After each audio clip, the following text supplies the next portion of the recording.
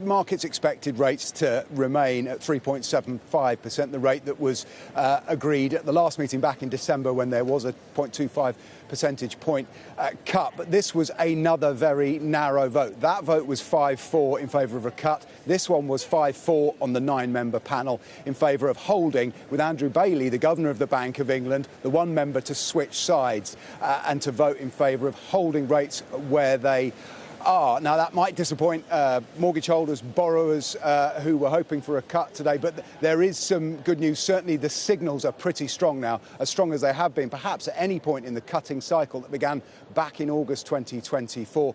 The Bank's committee in its minutes and in its report on the state of the economy say that more rate cuts are now likely, and Governor Andrew Bailey has said in a quote that he attached to these, we'll hear from him shortly in person, all going well, there should be scope for some further reduction in the bank rate this year. So that's a very clear signal to the markets. It will increase perhaps the expectations of a further cut in the spring. Why are they now so certain, or certain perhaps that they've ever been about more cuts? Well, inflation is forecast to fall more quickly than they thought. The bank's forecast now is that the rate, which was 3.4% of CPI inflation in December, it'll be 2% at some point in the spring and then stay there.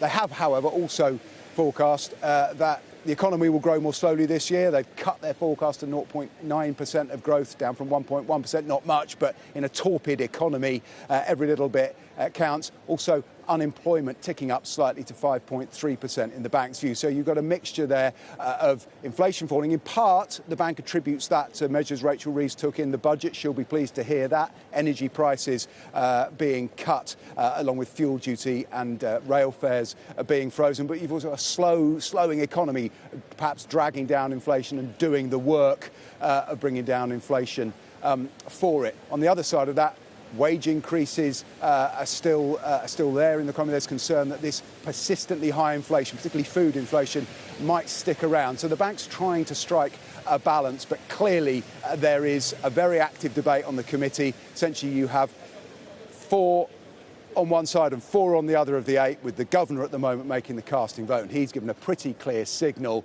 that in the not too distant future, it will be a vote in favour of another cut.